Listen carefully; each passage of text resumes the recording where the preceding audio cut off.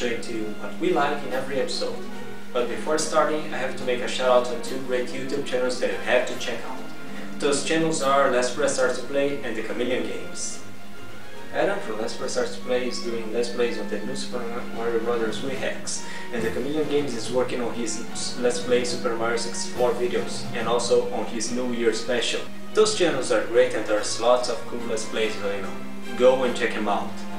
And also, before we start, we have to remind you that you can set your own top 5 list. Just leave your list in the comment section below with the reason you chose those episodes, their respective rankings, and your top 5 list may be chosen to appear on our YouTube channel. Isn't that cool? Sure it is. So, let's get started. Number 5. Christmas Special, The Legend of Zelda Majora's Mask. Why do I have to buy an expansion pack to play this game? And this expansion game thing for the Nintendo 64 DD is a mess. Wearing masks on this game is almost the same thing as using different powers on Mega Man. Selling Gorman masks on TV? Now I know how to get millionaire. Nana from Luigi's Mansion isn't the only one who can shoot laser from her eyes. The Majora's Mask can also do that. And also, is it the end of the world we live in? Watch the video. Majora's Mask is one of the few games that require the players to buy an accessory called Expansion Pack, which is a 4MB RAM memory expansion for the Nintendo 64. It expands the system's 4MB of RAM memory to 8MB of RAM memory. These additional megabytes are required in order for this game to be played, otherwise nothing happens. But back then you could find the Legend of Zelda Majora's Mask Collector's Edition, which has the expansion pack included with the game, so players wouldn't have to buy a separate expansion pack. What's the expansion pack used for? Well, the expansion pack can be used in many different ways, but in this game it is used to have enhanced graphics. Yet if you have enough time and compare the graphics to Majora's Mask, you will easily see the difference. But why does it need an expansion pack anyway? I mean, Ocarina of Time was pretty much the same game as this, and it didn't need a freaking expansion pack. The whole reason for this is because the game was originally meant to be released for Nintendo 64 DD, but Nintendo thought it would be a good idea to release as a regular game instead of being an expansion game. It needs an expansion pack because the Nintendo 64 DD has extra RAM memory, but now that the game is not an expansion game, it needs an expansion pack in order to be played. It is basically the same thing as with The Legend of Zelda Ocarina of Time Master Quest, and this one was cancelled for the Nintendo 64 DD. But it was released for Nintendo GameCube. In this game you can get masks from the bosses you beat, and the masks can give you different powers. Reminds me of Mega Man. The most important masks in this game are the Deku Mask, the Goron Mask and the Zora Mask. With the Deku Mask you can fly. With the Zora Mask you can dive and walk on the water, without the need of breathing air. This is similar to the Blue Tunic on Ocarina of Time because it has the same properties. And with the Goron Mask you can roll around, literally, because you can roll like a rock, and it is very fast, so trips to far places will never be boring again. I can imagine people selling Goron Masks on TV. That would be pretty funny to watch. Actually, Goron Masks would be pretty useful in real life, except they would make people sick, I guess. Well, I can only say that Gorons have iron stomach, or maybe rock stomach, because that's what Gorons are made of, rocks. The battle against this boss is a bit more harder than the battles against the other bosses because his pattern is quite unpredictable. And one cool thing that this boss can do is that it can shoot lasers from its eyes. It kind of reminds me of Nana from Luigi's Mansion. Well, that's it for today's game. Merry Christmas! What the hell is going on? I think it's an earthquake. It's the moon! It's heading toward the Earth! Is it the end of the world we live in? Nah, don't be silly, someone can explain why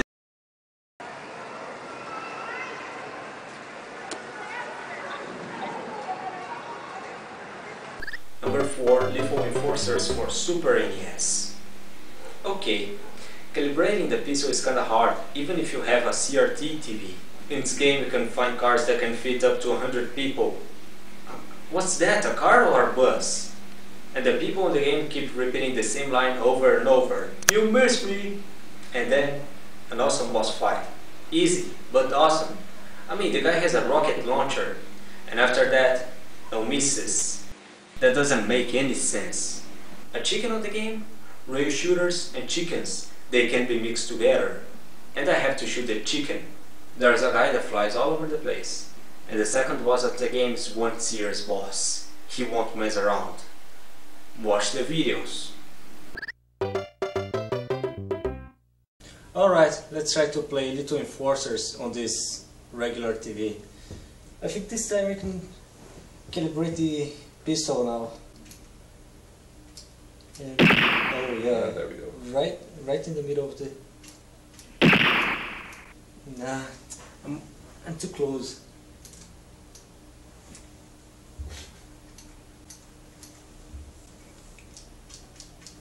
No. Try it.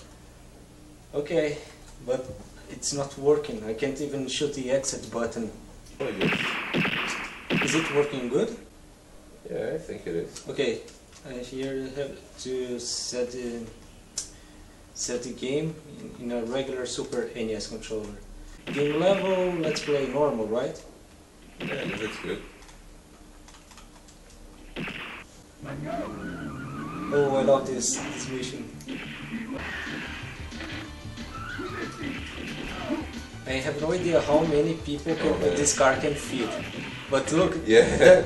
there's... Oh, it's final over. No, I didn't miss you. Just keep repeating the same line. You miss me, you miss me. Oh yeah, now it's the boss. Holy. It's a guy with oh. What's up? Well, that bug is way better than you, but What? You have to press start here.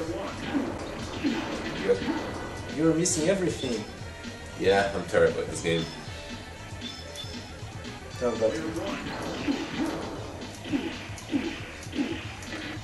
Oh. Yeah! Stage clear.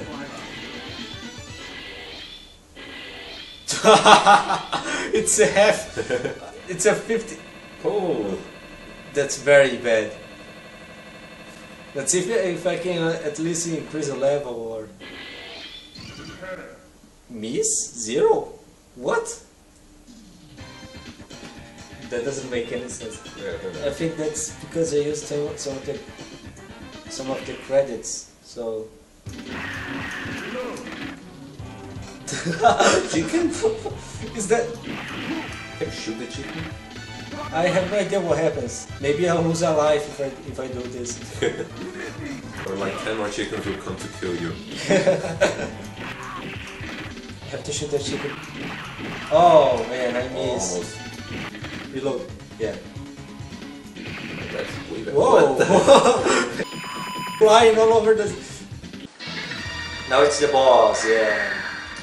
What? He cut the wall with... What? And he's throwing swords at us. What is that? Oh man! What? Why isn't it working? Oh. What do I have to do to hit him? I just shoot. I think it's blocked with the sword maybe. Oh, game over! Right in the boss! Number 3. Quackshot for Sega Genesis. The game itself is very simple to play. You just have to hold the controller in a very awkward way. And this game doesn't have the best controls for me. And which controller is better, the 6-button controller or the 3-button controller? Why do I have to go to a level and then go back to another level just to get an item? Video games logic. And then a bird eating another bird? That is crazy. Donald dies only by falling in the water, and in the water levels he won't die? And an ancient Viking plunger? Seriously? And then Donald's so dumb he can sell the statue on the internet and get rich. And more, the end of this game is ridiculous. This game deserves a plunger.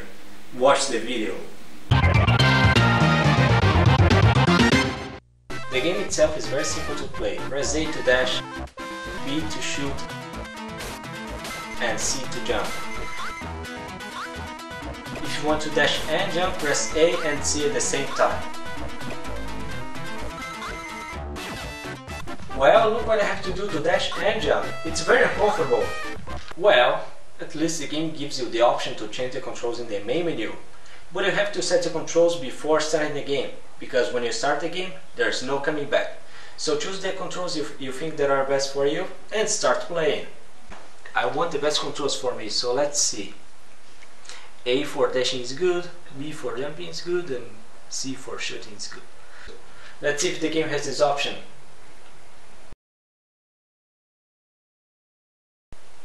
What? This option is not available? Well, at least the game has an option that I think it's good. Instead of using the A button to dash, you use the C button to dash. Instead of using the C button to shoot, you use the A button to shoot. It seems good. Let's try it out. I don't know, I think they should just let it assign whatever button you wanted to the actions. Yeah, I think that's like Street Fighter, where you can set all the buttons manually instead of having presets on the buttons. I think that's better. Yeah, I mean, why wouldn't they do that? Yeah. It's like they're forcing you to play the way they want you to play, you know? I don't know what were they thinking, but yeah, I have to play this way.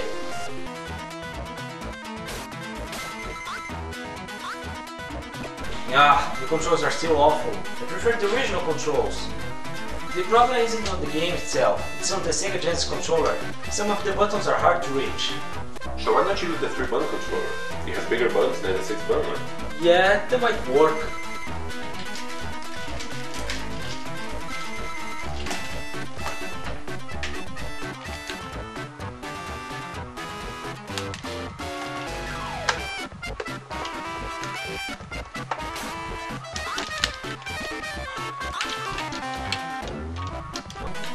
It's still awful. No, wait, it's worse. Yeah, are you doing something wrong, man? Here, let me see.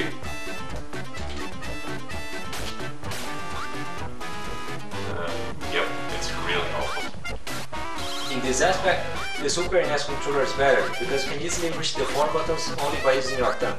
So open up the 6-button controller, which feels better than the 3-button controller.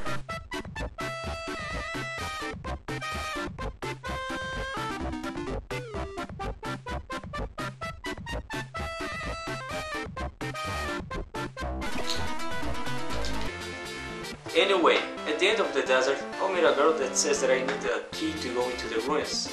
She says that I have to go back to Duckburg to get an item called Hero Key. So go back to Duckburg and get the key from the guy at the end of the level. You know what's funny? Like, they didn't have to leave. You could have just waited for him to get the key and get back on the plane. Yeah, that makes more sense. Video games. Yep. So go back to Duckburg and get the key from the guy at the end of the level. Well, at least I don't have to play the whole level again to meet this guy and get the key. When I get the key, I have to go back to Mexico and use the key to open the ruins. Keep going ahead and you'll find a green block that goes up and down. And when you shoot, it can be used as a lift. But what really matters is what's behind that block. It seems it's a turkey. And this turkey can be used to replenish your power. A bird eating another bird. That is crazy. Well, at least it's not another duck. That will be cannibalism.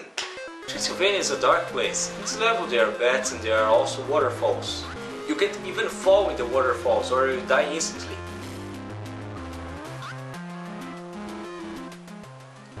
Now, why would Donald Duck die in the water? I mean, he's a duck, can't he swim?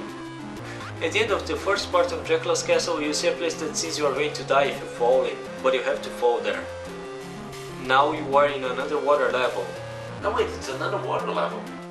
Remember at the beginning of Transylvania where Donald would die by only falling in the water? But here there's no problem. Why? When I leave the ship and talk to the Viking, he says that he doesn't have any Viking diary. He says the diary may be lost on the ice on South Pole. So he gives me an ancient Viking plunger, which may help me there. Ancient Viking plunger? Seriously? What were they thinking? He says this plunger can be used to fly with by catching things that fly, in other words, birds. So now call the plane, go to South Pole and use the green plunger on the bird next to the place where I found the Viking. To use it the bird, press up and then press B. Donald will shoot up. When you kill the final boss in the game, someone, maybe King Arusha, says that Donald is worthy of the treasure. When Donald opens the treasure chest, it appears a stone figurine of Duck Princess. He says that it's just a plain stone figurine of Duck Princess. What do you expect it to be, Donald? A treasure chest full of gold? Such a shame, right? What are you talking about, Donald? This thing may be worth billions. You can sell it on the internet and get rich. Anyway, Donald meets Daisy at the airport and then he says he's gonna give her the statue, but Donald's nephew throws the statue on the ground and maybe it breaks. Inside it is a jewel necklace made with gold. So Dono gives it to Daisy. After that the credits roll, and after the credits, the end. Is it really how the game ends? Is it really how the game ends? I went through all that stuff in the game just to see this ridiculous ending. Well, Daisy Duck, you can have this ridiculous treasure because for me this is worth nothing. And this game is also worth nothing. Yeah, you know, this game can be good sometimes, but it is almost 100% disappointing. Yeah.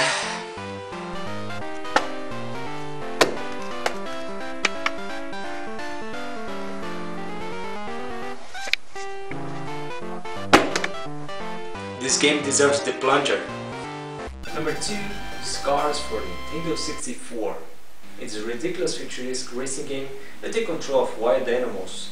To understand what the game is, guess the worst piece of crap you can think of. And boom, you have Scars. And do not compare Scars to Mario Kart 64 in any means. And this looks nothing like a Panther.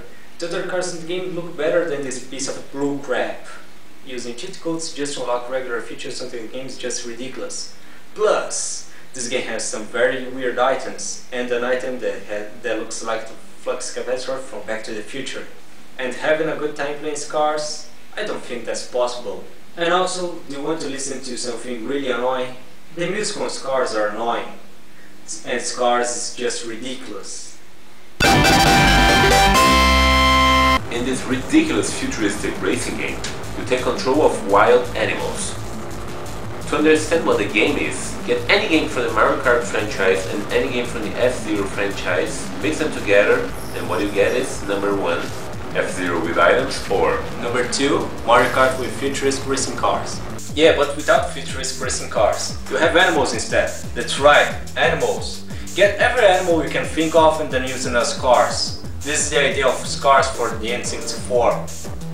Scars was released November 30, 1998 for PC, PlayStation and Nintendo 64. It's a racing game like any racing games that has items which can be used as weapons. Some guy from a famous gaming website compared Scars to Mario Kart N64. Now my goal here is not to compare Scars to Mario Kart N64 in any means. This looks nothing like a Panther. Yeah, now that you say, I think you're right. Some cars do look good, like the Scorpion, the Mantis for example, but I don't know.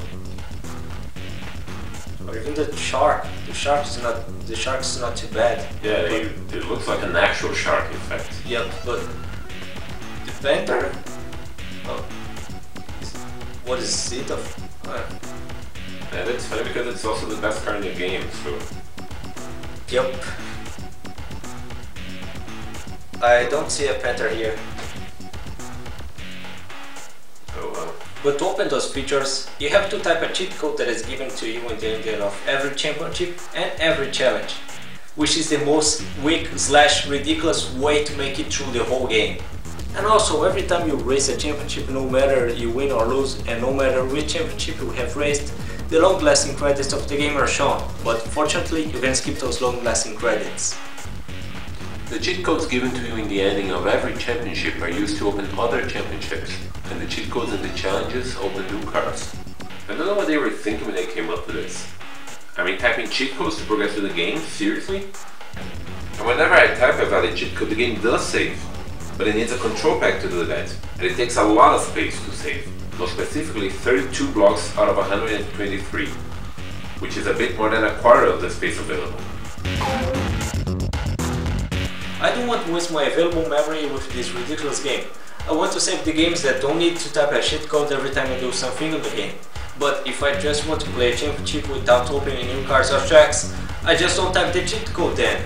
It's like playing a game but without wanting to beat the game. So the game thinks you have never played the game unless you type a cheat code and then it saves. This game allows you not to open up new features in the game if you don't want to. This is the only game that gives you cheat codes to progress through it. Other games don't. Instead of making you type cheat codes like Scars does, other games simply open up new features as you progress through the game. Oh nice, open up a new feature in Scars.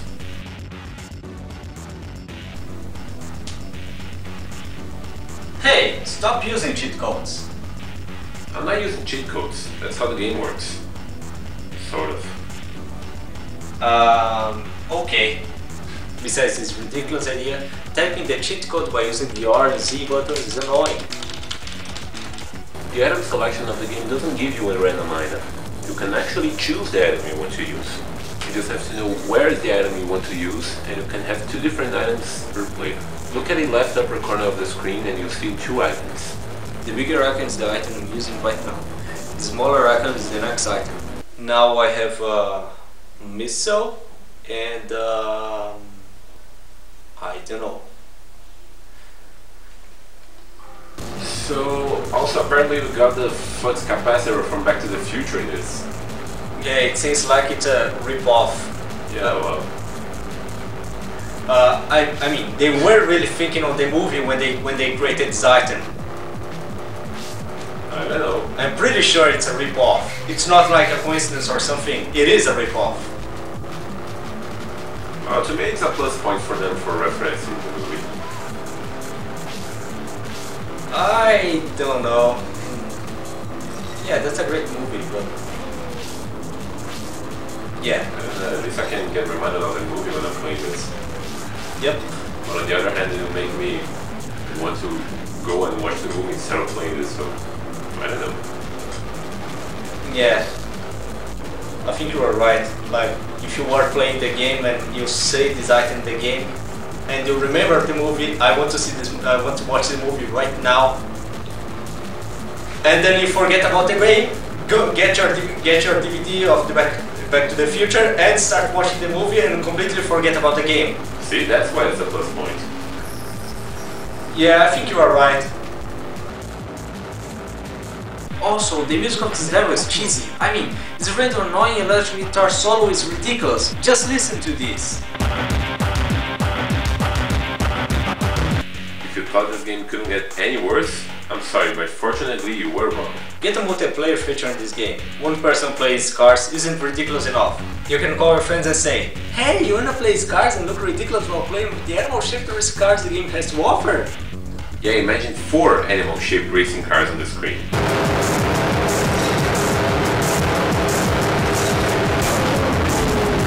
Now it can get any more ridiculous. Why did they think it would be a great idea mixing computers with animals? Yeah, it's some kind of mad scientist invention that didn't work out well. I mean, animal-shaped racing cars, cheat codes to open up regular features in the game, and using your memory pack to save the game. It can't get any more ridiculous. Number 1. Halloween episode. Luigi's Mansion for Nintendo GameCube. Luigi, I think you shouldn't accept this mention as a prize. This vacuum sucks. I mean, the sound effects of this vacuum sucks. And why this game isn't in stereoscopic 3D. Ghost Hunters is indeed crappy. Luigi's Mansion? More like Wario's Mansion. Ghosts don't have reflection, do they? And too bad those ghosts can dance. Poor ghosts. Booze? No thanks, I'm okay. How many times do I have to tell you that ghosts don't have reflection? Mr. Lugs ate himself to death? Oh, gross. Not this Wario thing again. People in this game are sick. I mean, there's a graveyard on their backyard. Mario, why can't you jump outside of this painting? And if Mario has lost his head, then what is that on his head? Hey, can you help me find my star? Madame Clairvoyant is useless. Things that invert the gravity field are awesome. Blowing up the moon! Luigi, why did you do that? The moon is important for us. And Madame Clairvoyant proves to be useless once again. Monsters, just awesome.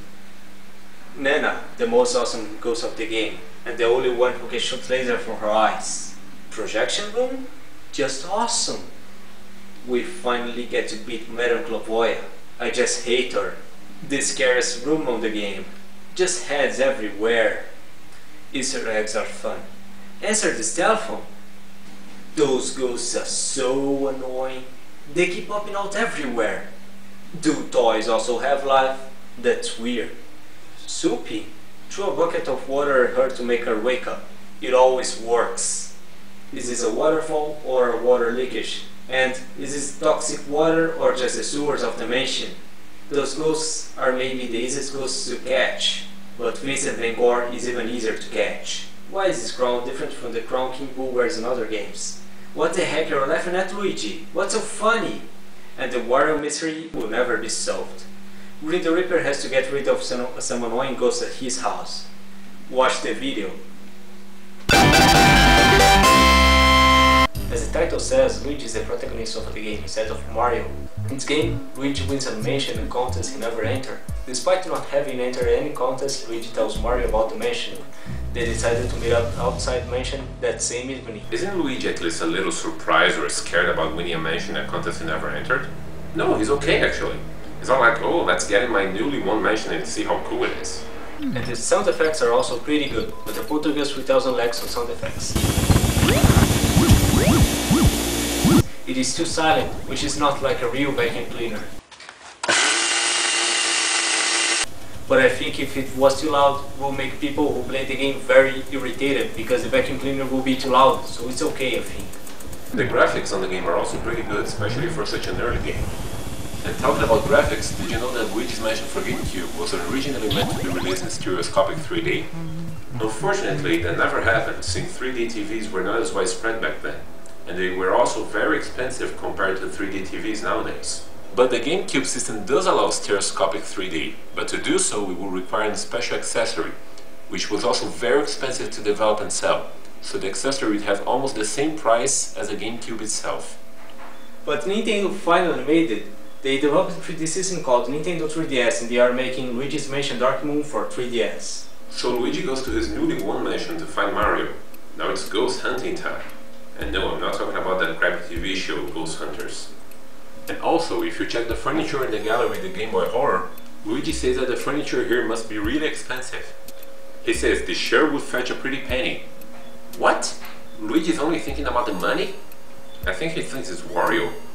Luigi, I think you should really stop thinking about money and think more about saving Mario. Right when you beat the first gallery ghost level, you can go to the next room and there you find another gallery ghost. She's called Lydia and she's brushing her hair in front of the mirror. How can she see herself if she's a ghost? I mean, she's a ghost and ghosts don't have reflections. When you get the Game Boy Horror and search Lydia, a glitch happens. Her reflection suddenly appears. Actually, her reflection is partially visible when Luigi is not looking at her. But when you use the Game Boy Horror to check, her reflection becomes completely visible. Right when you beat the first gallery ghost level, you can go to the next room and there you find another gallery ghost. She's called Lydia and she's brushing her hair in front of the mirror. How can she see herself if she's a ghost?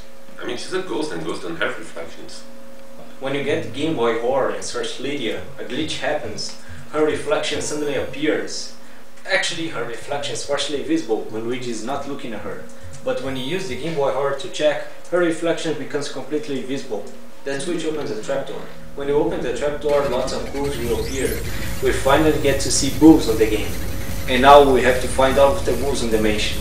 On a room, you'll find ghosts that can only be seen in the mirror. That doesn't really make sense since ghosts don't have reflections, but it's supposed to be hard, so it's okay. Now, one thing that was supposed to have reflection is fire. Here we have this torch that is lit, but you can't see the fire in the mirror. After you get rid of the ghosts on the mirror room, you find a chest and inside this chest is a fire emblem. Fire Emblem is also a game made by Nintendo, but today's game is Luigi's Mansion. Actually, EGAT calls it Fire Element Metal. With the Fire Element Metal we can find elemental ghosts and also beat some of those ghosts. The element metals will also be used to solve puzzles in some rooms, similar to the Legend of Zelda games, where you have to use a fire arrow to light up candles that cannot be reached. Here in the mirror room, you have to vacuum the fire in the torch. After that, you can expel the fire by pressing the L button. You have to use the fire to light up those candles, so you can leave the room. After beating Melody, you get the key to the dining room. There you find a ghost called Mr. Lugs and he's a glutton. Look at him, even that he's still eating. The Game Boy Horror says he ate himself to death, but still wasn't satisfied. Oh, gross. To make him appear, get fire and light up the candles. When he's visible, get the Poltergust 3000 and suck the food he's eating. A ghost waiter will come to serve him. You have to vacuum the waiters because they can't serve Mr. Lugs. If he gets served, You have to set his food again. He'll start spitting fireballs at you. Maybe it was something really spicy he ate. All you have to do is wait for him to almost spit his guts out. He will get exhausted, and that's the time for you to attack. Go across the table and vacuum him up. Keep in mind that he's really heavy, so you use all of his strength to avoid him. After beating him, you will get a treasure chest full of money. Yeah, money! Why are we getting money anyway? Have you ever thought why we're getting money?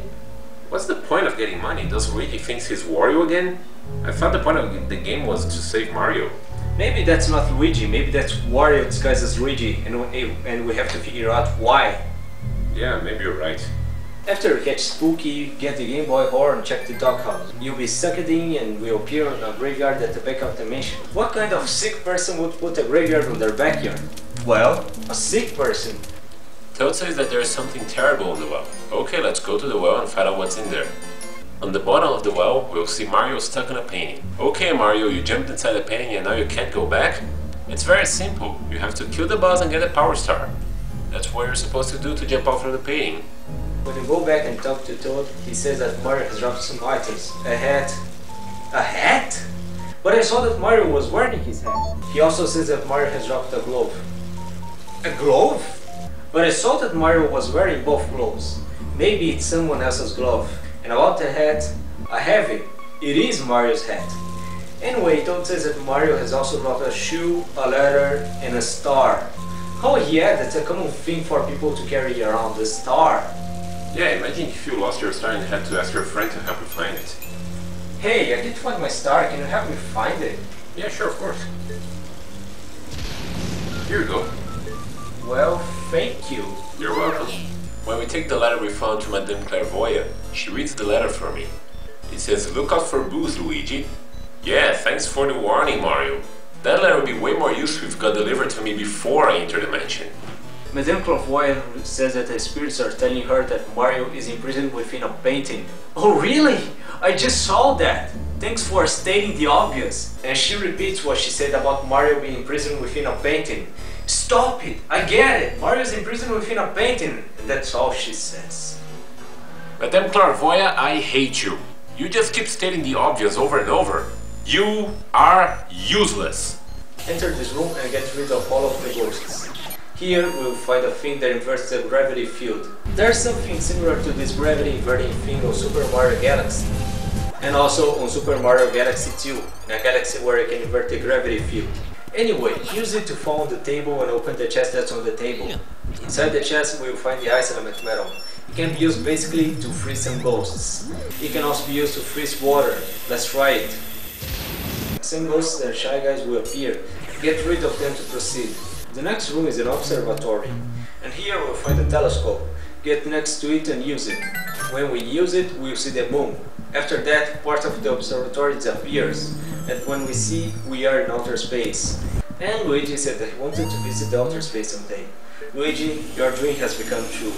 We'll see what looks like a bridge to other planets. We'll see half a planet, and on that planet we'll see a star.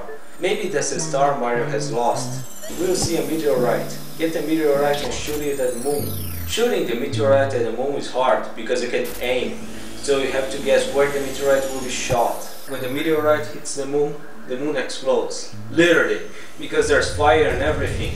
Congratulations Luigi, you just exploded the moon. Are you glad about that? Does it make you feel better? When the moon explodes, a bridge to that planet appears. A bridge on the space. What's that? Rainbow Road? Cross the bridge and get a star. Take the star to Madame Clairvoyant. Let's see what kind of crap she has to tell us this time. Once again she's stating the obvious. She said that Mario was captured by King Boo, and Mario is telling her for me to be careful with boos. Oh really? First I bring you the letter that says exactly that, and now you are saying that Mario is talking to you? Madame Clairvoyant, stop being so useless and tell us what we don't know! When the ghost is gone, the washroom is lit. Look at the wall and you'll see a poster that says monsters. In the poster we have on the left Boris Karloff as the monster, who's mistakenly referred to as Frankenstein. On the middle we have Christopher Lee as Dracula, and on the right we have Lon Chaney Jr. as the Wolfman, a reference to the classic Universal horror movies. This poster just sets the atmosphere for the whole game. That's a cool addition to the game. Anyway, we're going to screw up the poster, so say goodbye to the poster. Get the Poltergeist 3000 and vacuum up the poster. When you try to do that, the poster transforms into a blue poster that says "Get out of here," and the poster drains our HP every time we do that. On the next room, we'll find a ghost called Nana. To make Nana appear, drop the yarn balls, vacuum them up and shoot them at Nana. But be careful, because when you get a ball, Nana will start following you and shooting lasers from her eyes. Okay, she can shoot laser from her eyes? That's a weird thing for a ghost to do. So she can shoot laser from her eyes. I'm wondering if she could shoot laser from her eyes when she was alive. After catching Slim Bang Shot, let's go to the next room. The next room is a projection room. Yeah, a projection room. There's lots of films, speakers and a film projector. Just awesome. I'm wondering what movies we have here. Maybe any Frankenstein movie, or maybe any Dracula movie, or maybe The Wolfman. Let's find out. After catching them, we'll find Maria's shoe. Now it seems we don't have much choice but to take Maria's glove and Maria's shoe to Madame Clairvoyant. Let's get angry twice in a row. She says that Maria's gloves is still sweaty. She says that Mario is crying out for us. She says that bulls have strange powers, and when the bulls get our number, their power grows stronger. But they are afraid of the Poltergeist 3000. Yeah, I get it. Much of those things are already known. Now for Maria's shoe, she says that the soul is so worn as if he's walked 1,000 miles. She says that the spirits are coming back to her, and she says that she can see the scene. She says that she can see Bowser. She says that she thought that Mario has soundly defeated Bowser. She says that maybe King Boo has revived Bowser, and that's horrible for us. So now the spirits are gone. And finally she told us something we didn't know. She says that it was less of her power. She says that her work here is done. She says that she can go back to her painting, and she thanks Luigi for that. She asks us to vacuum her up. Sure, we'll do it. Finally, she'll get what she deserves. That's what you get for being so useless. Okay, that's the only ghost that wants to go back to their painting. You can easily catch her because she won't struggle. On the third floor we find a room full of deer heads hanging on the walls and leopard skin rugs with heads. That will be a really scary place to find in a haunted mansion. Just heads everywhere. All of these dead animals remind me of some several animal protection organization protesting about Mario wearing a tanuki suit on Super Mario 3D Land. They said that the game was encouraging younger children to kill animals and wear fur. Come on, that's ridiculous. After beating Bulossus, we get the key to open Area 4. Now this is the end of Area 3.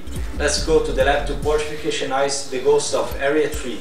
When we open the door that leads to Area 4, a lightning strikes the mansion, which causes a blackout. The blackout is a good time to find some Easter eggs. Enter the Area 4 and go to the telephone room. Telephone room? Wait, am I playing Luigi's Mansion or The Legend of Zelda Link's Awakening? Ring, we're speaking. A telephone is ringing. Answer it. When we answer the phone, someone on the other side asks who's speaking, and we can either answer that it's Luigi or Bowser. If we say that it's Luigi, the person on the other side says Toad. Toad says he's scared because everything is so dark and he's afraid of the dark. After that phone call, another phone starts ringing. This time it's Egad. Why isn't he using the Game Boy Horror to communicate with us? Egad says that there's a ghost on the loose who's called Uncle Grimly, and he says that he hides on the darkest places, such as a haunted mansion without electricity. And Egad says that my only chance to catch him is when the power is out. So let's go look for Uncle Grimly before turning the power back on. And back to the first phone call. If we answer that it's Foster who's speaking, Toad says eek. To turn the power back on, we have to go to the basement and activate a switch. During the blackout, all of the ghosts are back, so we'll find out how annoying those ghosts are, because they will scare Luigi everywhere they appear. So it will be really annoying. This is going to be a long journey to the basement. Literally, because the mansion is huge. At the basement, we'll find the switch that turns the power back to on. Activate the switch and the lights will be back. Now the lights are back and now we don't have to face those annoying ghosts anymore. Here, we'll get a key that opens the clockwork room on the third floor. Back on the third floor, we'll find the clockwork room. Here we'll find some toy soldiers. No, we are not talking about the game Toy Soldiers. They are the clockwork soldiers. As you can see, they are ghosts. Ghost toy soldiers? Do toys also have life? And now they are dead? That's weird. In the room we'll find some clocks. Make them work, and after that, the clockwork soldiers will come at us to try to kill us. To catch them, we have to vacuum up their valves, and after that they are vulnerable to the Poltergeist 3000. Catching them is almost as hard as catching the twins Henry or Norville, because we can only vacuum up one at a time, while the other toy soldiers are following us and trying to shoot us. After catching those ghosts, we enter the guest room, which is an upside down room, and here we'll find a ghost called Soupy, who's sleeping. To make her wake up, we have to make her wet her bed. Oh, and talking about that, did you notice that her name is Soupy? I mean, there's P on her name, but there's a different kind of P. It is spelled P-E-A. Anyway, to make her wake up, throw some water at her. After doing that, she's vulnerable. After catching Soupy, a treasure chest will appear on the ceiling, which is actually the floor. To get access to that chest, leave the room and the room will be rotated back to normal. There's nothing important inside this chest, just money. After that, we get a key to open a room in the basement. This is the pipe room, and as we enter it, we'll see what seems to be a waterfall. But this is actually a water leakage. Holy crap, if I saw in my house a water leakage like that, I would be very worried about that, because that leakage would take over my entire house, and that wouldn't be nice. Here we'll see what seems to be toxic water, or maybe the sewer's dimension. Either way, it's toxic. That room is the artist studio, and here we'll find the artist himself, Vincent van Gogh, a clear reference to Vincent van Gogh. On the room we can see paintings from all of the ghosts he created. Vincent van Gogh makes his creations come out of the paintings and come after us. So now we have to catch those ghosts. That will be easy. What makes catching those ghosts easier is that they will appear in the same place, so we can easily summon them and catch them at once. After catching those ghosts, we can catch Vincent van Gogh. Catching him is almost as easy as catching Madame Glouvoy and almost as easy as catching Uncle Grimley. Catching Vincent van Gogh's ghost was harder than catching himself. After catching Vincent van Gogh, a key will come out from a painting he was working on, and here we'll also find the last bow of the game. When we beat King Boo, Luigi will get King Boo's crown. Now look at the crown. Why is this crown different from the crown King Boo wears in other games? I guess that's because it's the first game that King Boo appears, but it still won't answer my question. After that, Igat calls us and says for Luigi to get Mario painting and take it to the lab. When Luigi grabs the painting, he holds it atop his head. Now Luigi is speaking his Link from The Legend of Zelda. When the painting is taken to the lab, we can transform Mario back to normal, but first we'll see the ghost we caught on Area 4. Now we can transform Mario back to normal. When Mario is finally outside the painting, Luigi starts laughing at Mario. Okay Luigi, I know that you are happy to see Mario back to normal, but you are acting really weird. That's creepy. Actually, there's nothing funny because it's an evil laughter. Just listen to Luigi laughing. I don't get it. I guess that's not the real Luigi. I think that I was right when I said that this is Wario disguised as Luigi, but I'm not sure because he never took his disguise off. Well, I guess I'll get my vacuum cleaner and get rid of some of these annoying ghosts in my house. Wait! You need this. Take it. And don't get yourself killed! Ah!